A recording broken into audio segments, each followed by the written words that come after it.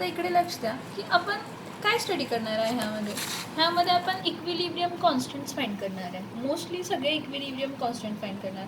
कोणाचे equilibrium constant म्हणजे के. हा इक्विलिब्रियम कॉन्स्टंट कसा काढतो जरा लक्ष द्या. हा ए प्लस बी आहे, गिव्ह सी प्लस डी आहे, ठीक आहे.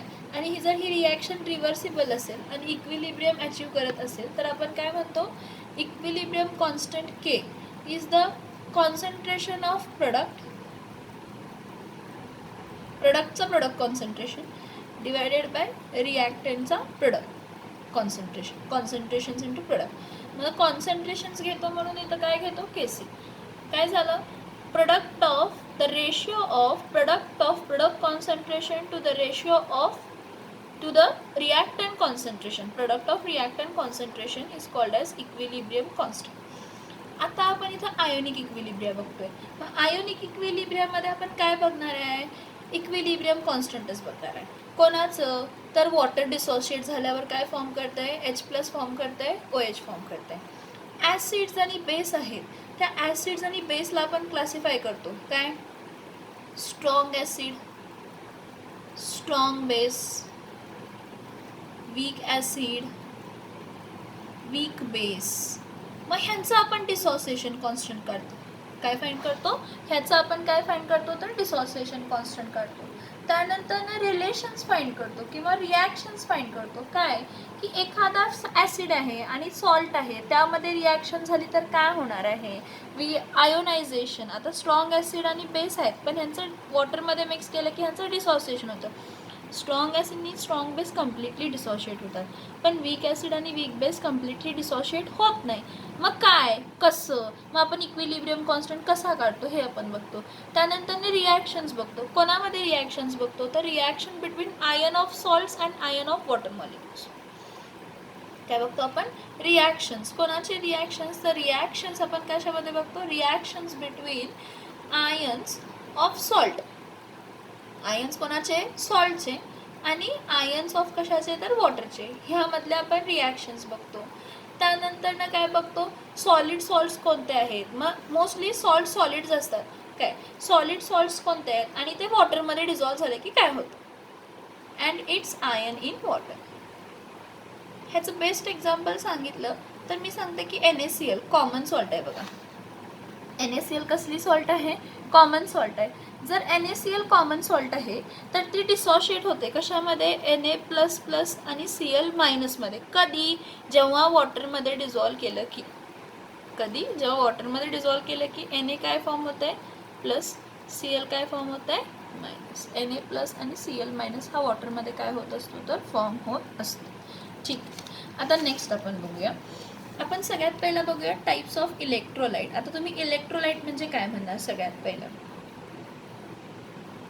Types of electrolytes.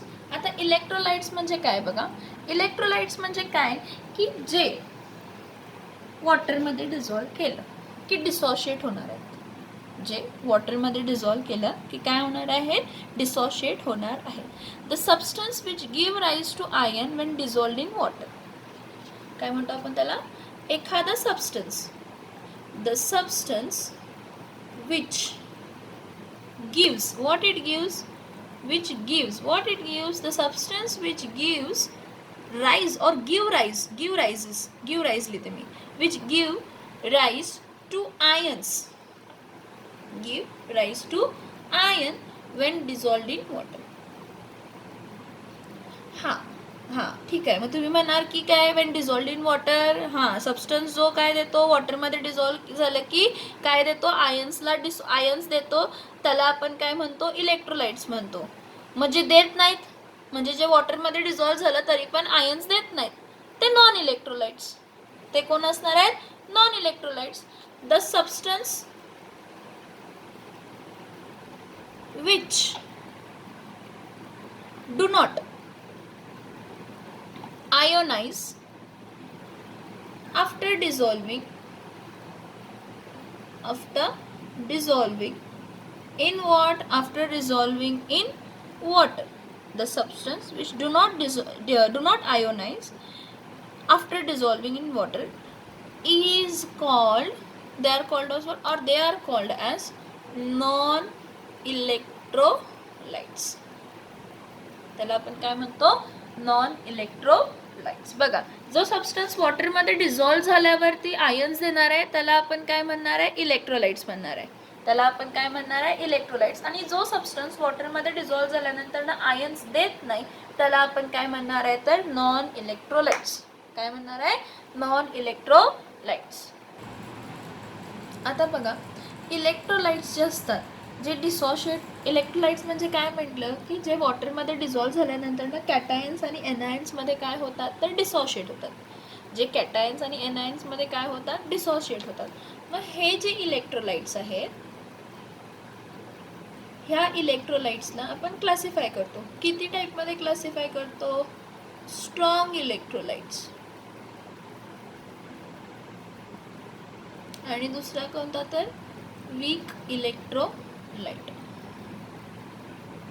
आता स्ट्रॉंग इलेक्ट्रोलाइट म्हणजे काय? तर असा इलेक्ट्रोलाइट किंवा असा सबस्टन्स जो वॉटरमध्ये घातल्यावर कम्प्लीट डिसोसिएशन देतो. म्हणजे ॲटलिस्ट 100 मधले 99% तर तो डिसोशिएट होतो. आणि वीक इलेक्ट्रोलाइट म्हणजे काय? की जो कम्प्लिटली डिसोशिएट होत नाही. बघा, इलेक्ट्रोलाइट्सना किती टाईपमध्ये क्लासिफाय केलं आहे? 2 टाईपमध्ये. कोणते 2 टाईप आहेत? स्ट्रॉंग इलेक्ट्रोलाइट आणि वीक इलेक्ट्रोलाइट. स्ट्रॉंग इलेक्ट्रोलाइट म्हणजे काय? जो कम्प्लीट डिसोसिएशन देतो. म्हणजे जर 100% रिॲक्टंट असेल तर त्यातले 99% रिॲक्टंट्स काय झालेले असतात? डिसोशिएट झालेले असतात. द इलेक्ट्रोलाइट्स डिसोशिएटिंग कम्प्लिटली और ऑलमोस्ट कम्प्लिटली, एक तर 100% होतात किंवा 100%च्या जवळ डिसोशिएट होतात, त्यांना आपण काय म्हणतो? Strong electrolytes. काय म्हणतो आपण त्यांना? Strong electrolytes. आणि वीक इलेक्ट्रोलाइट्स म्हणजे काय? Which do not undergo complete dissociation.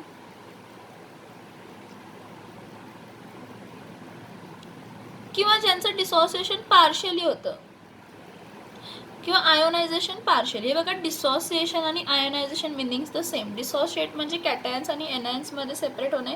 कॅटायन्स आणि एनायन्स म्हणजे आयन्स फॉर्म झाले म्हणून त्याला आयोनायझेशन ही आपण म्हणतो. म्हणून आपण त्याला आयोनायझेशन ही काय असतो तर सांगत असतो. काय म्हटलं बघा मी की इलेक्ट्रोलाइट्समध्ये 2 क्लासिफिकेशन्स आहेत, स्ट्रॉंग इलेक्ट्रोलाइट आणि कोणता आहे? Weak electrolyte. स्ट्रॉंग इलेक्ट्रोलाइट म्हणजे जो कम्प्लिटली डिसोशिएट होतो किंवा जरा म्हणजे 99% डिसोशिएट होतो, 1% डिसोशिएट झाला नाही. 1% डिसोशिएट झाला नाही. Okay.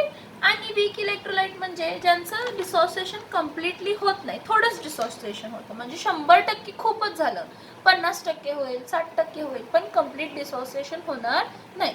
The electrolytes which dissociate to smaller extent, कमी एक्सटेंट, जेव्हा त्याला वॉटरमध्ये काय केलं? डिझॉल्व्ह केलं. जेव्हा त्याला वॉटरमध्ये काय केलं? डिझॉल्व्ह केलं, तर त्याला आपण काय म्हणतो? तर वीक इलेक्ट्रोलाइट्स. मग आता बघा, जसं इलेक्ट्रोलाइट्सला आपण क्लासिफाय केलं स्ट्रॉंग इलेक्ट्रोलाइट्स आणि वीक इलेक्ट्रोलाइट, तसं स्ट्रॉंग इलेक्ट्रोलाइट्सला पण आपण क्लासिफाय करतो. काय? स्ट्रॉंग इलेक्ट्रोलाइट्स 2 टाईपमध्ये क्लासिफाय करतो. काय? स्ट्रॉंग ॲसिड आणि स्ट्रॉंग बेस. आता इथं लॉजिकली लक्षात घ्या, ॲसिड म्हणजे जे डिसोसिएशन नंतर ना H+ आयन्स देणार आहेत, बेस म्हणजे जे काय देणार आहेत? OH- देणार. पण कम्प्लीट डिसोसिएशन होणार त्यांचा डिसोसिएशन कसा होणार आहे? कम्प्लीट डिसोसिएशन होणार आहे. फॉर एक्झाम्पल, जर मी HCl घेतलं तर तो HCl 1 मोल ऑफ HCl घेतला तर तो H+ 1 मोल देतो आणि Cl- 1 मोल देतो. म्हणजे कम्प्लीट डिसोसिएशन झालं, टोटल सेपरेशन झालं. ठीक आहे. स्ट्रॉंग बेस NaOH घेते. जर मी NaOH घेतला तर Na++OH काय देतो? मायनस. म्हणजे कम्प्लीट, म्हणजे 100% होतं तर 100% इथं 0 होतं. आता 0 असणार, इथं काय असणार आहे? 100%. Complete dissociation. वॉटरमध्ये डिझॉल्व्ह केलं की, कशामध्ये डिझॉल्व्ह केलं की? वॉटरमध्ये डिझॉल्व्ह केलं की एखाद्या स्ट्रॉंग ॲसिडला किंवा एखाद्या स्ट्रॉंग बेसला जर तुम्ही कशामध्ये डिझॉल्व्ह केला? वॉटरमध्ये डिझॉल्व्ह केला आणि तो कम्प्लीट डिसोसिएट होतो किंवा नियरली कम्प्लीट 99% तर तो काय होतो? डिसोसिएट होतो. तर त्याला आपण स्ट्रॉंग ॲसिड किंवा स्ट्रॉंग बेस म्हणतो. जसे स्ट्रॉंग ॲसिड्स आणि स्ट्रॉंग बेस असतात तसे सॉल्ट्सही असतात स्ट्रॉंग, की जे कम्प्लीट डिसोसिएशन देतात. तसे सॉल्ट्सही असतात की जे काय देतात तर कम्प्लीट डिसोसिएशन देतात. जसं आता इलेक्ट्रोलाइट्समध्ये स्ट्रॉंग इलेक्ट्रोलाइटमध्ये क्लासिफाय कसं केलं, स्ट्रॉंग ॲसिड आणि स्ट्रॉंग बेस. ॲसिड म्हणजे H+ आयन देणार, बेस म्हणजे OH- देणार, स्ट्रॉंग म्हणजे सगळे H+ आयन देणार, स्ट्रॉंग म्हणजे सगळे OH- देणार. म्हणजे 100% जर तुम्ही एखादा रिॲक्शन घेतला असेल तर ॲटलिस्ट तो 99% तर डिसोशिएट होणारच आहे. ॲटलिस्ट तो 99% काय होणार आहे, डिसोशिएट होणारच आहे. कधी, जेव्हा पाण्यामध्ये डिझॉल्व्ह करतो. जसं स्ट्रॉंग इलेक्ट्रोलाइट्स असतात तसेच काय असतात तर वीक इलेक्ट्रोलाइट्स. जसे स्ट्रॉंग इलेक्ट्रोलाइट्स असतात तसेच काय असतात तर वीक इलेक्ट्रोलाइट्स. आता वीक इलेक्ट्रोलाइट्स म्हणजे कोण, तुम्हीच सांगा. वीक, जसं स्ट्रॉंग ॲसिड्सला आपण क्लासिफाय केलं, स्ट्रॉंग इलेक्ट्रोलाइट्सला कसं क्लासिफाय केलं, strong acid, strong base and salt. तसं वीक इलेक्ट्रोलाइट्समध्ये कसं क्लासिफिकेशन असणार आहे, वीक ॲसिड, वीक बेस और वीक सॉल्ट, और वीक सॉल्ट. मग वीक ॲसिड म्हणजे असा ॲसिड की जो पाण्यामध्ये डिझॉल्व्ह केल्यानंतर ना सगळे H+ आयन्स देत नाही, म्हणजे 100%च्या 100% डिसोशिएट होत नाही. 50% होईल, 20% होईल, 40% होईल, पार्शली होईल, जास्त डिसोशिएट होणार नाही, कम्प्लीट डिसोसिएशन होणार नाही. त्याला आपण काय म्हणतो, वीक ॲसिड. फॉर एक्झाम्पल बघा, वीक ॲसिडचा एक्झाम्पल हा आहे CH3COOH. हा डिसोशिएट जरी झाला ना तर तो कसा होतो, CH3COO- आणि H+. हा 100% जेव्हा असतो रिॲक्टंट तेव्हा प्रोडक्ट किती असतो, 0%. हा कन्सिडर करा 80% झाला आहे, तर इथं 20% डिसोसिएशन झालेलं आहे. म्हणजे 100%मधले 20%चं डिसोसिएशन झालं आहे. पण ह्यापुढे आता डिसोसिएशन होणार नाही. का, तर तो वीक आहे, पार्शियल डिसोसिएशन होते, कम्प्लीट डिसोसिएशन होत नाही. Weak acid. परत वीक ॲसिड जरी असला, ॲसिड आहे म्हणजे H+ आयन्स देणार आहे. ॲसिड आहे म्हणजे काय देणार आहे तर H+ आयन्स देणार आहे. तसा वीक बेस काय असणार आहे, वीक बेस काय होणार आहे, डिसोसिएशन झाल्यानंतर ना सगळं कम्प्लीट डिसोसिएशन होणार नाही, थोडंसंच डिसोसिएशन होणार त्याचं डिसोसिएशन काय होणार आहे, थोडंसंच होणार आहे, जास्त डिसोसिएशन त्याचं होणार नाही. काय होणार नाही, त्याचं जास्त डिसोसिएशन होणार नाही.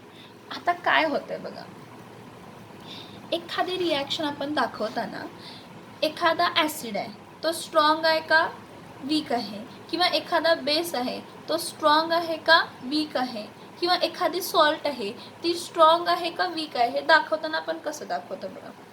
एखादा ॲसिड स्ट्रॉंग असेल, त्याचं कम्प्लीट डिसोसिएशन होत असेल तर मी लिहिणार हा HCl आहे, देताना काय देतो H++Cl-. ह्याचं कम्प्लीट डिसोसिएशन होते म्हणून मी सिंगल ॲरोच लिहिणार. काय लिहिणार मी तर सिंगल ॲरो. आता जर हा मी म्हटला काय स्ट्रॉंग ॲसिड 99% डिसोशिएट होते म्हणून मी म्हणणार एकाच डिरेक्शनला रिॲक्शन होत असेल आणि equilibrium at the end achieve होतो, त्यामुळे मी सिंगल ॲरो एकाच डिरेक्शनची देणार. पण वीक ॲसिड जर म्हटलं तर वीक ॲसिड कम्प्लीट डिसोसिएशन देतो का, नाही, इनकम्प्लीट डिसोसिएशन देतो. जर मी CH3COH काय देणार आहे, हां, तो कशामध्ये कन्वर्ट होतो, CH3COO- आणि H+. At the same time मी असं रिव्हर्स डायरेक्शन दाखवणार. का, तर काय होतं की आफ्टर सम टाईम काय होतं की CH3COO- H+ परत कंबाईन होतं आणि CH3COH मध्ये काय होतं, फॉर्म होतं. म्हणजे हा 100% होता, हा 0% होता, हा 80% झाला, हा 20% झाला. आता आफ्टर सम टाईम पण मला 80% आणि 20%, 80% 20%, 80% 20%, ह्याचं मिनिंग काय की तिथं डिसोसिएशन होत नाही आहे का, होतोय. जर ह्याचे 10 डिसोशिएट होत आहे तर परत हे असोसिएट होत आहे. म्हणून वीक इलेक्ट्रोलाइट्सला दाखवताना 2 ॲरो दाखवायचे, स्ट्रॉंगला दाखवताना सिंगल दाखवायचे. बेस असू दे, बेसला पण तसंच NaOH कम्प्लीट डिसोसिएट होतो म्हणून Na++OH काय असणार आहे, मायनस. सिंगल ॲरो दाखवणार. सिंगल ॲरो दाखवले रिॲक्शनमध्ये म्हणजे कन्सिडर करायचा की तो कसा आहे, स्ट्रॉंग बेस आहे किंवा स्ट्रॉंग इलेक्ट्रोलाइट.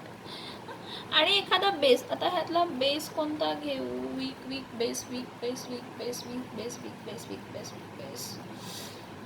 ठीक आहे, म्हणजे लक्षात येत नाही. एखादा वीक बेस जर असेल तर तो वीक बेस काय होणार आहे, त्याला मी ॲरो दाखवताना कशी दाखवणार आहे, 2 ॲरो दाखवणार आहे. कारण तो देणार काहीतरी A++ काय देणार, OH- देणार, पण तो कम्प्लिटली डिसोशिएट होणार नाही. काय होणार नाही, तो कम्प्लिटली डिसोशिएट होणार नाही.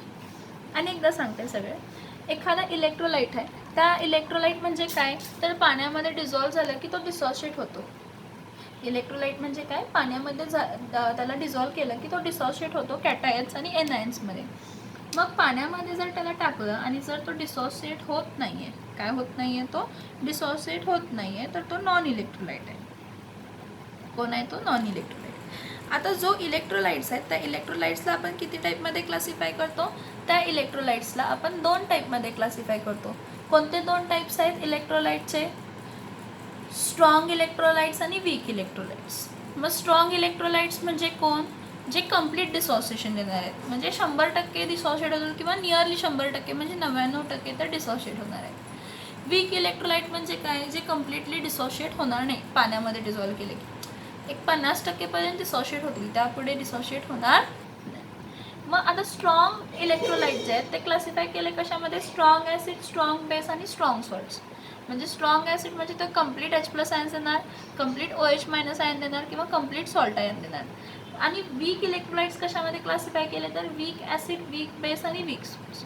म्हणजे जेवढे H+ किंवा OH- आयन्स त्यांनी द्यायला पाहिजे होते तेवढे ते देणार नाहीत, कारण त्यांचा डिसोसिएशन कम्प्लिटली झालेला नाही आहे.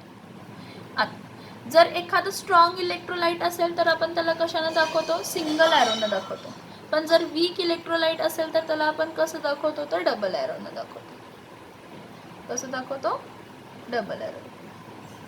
समजते का इकडेपर्यंत.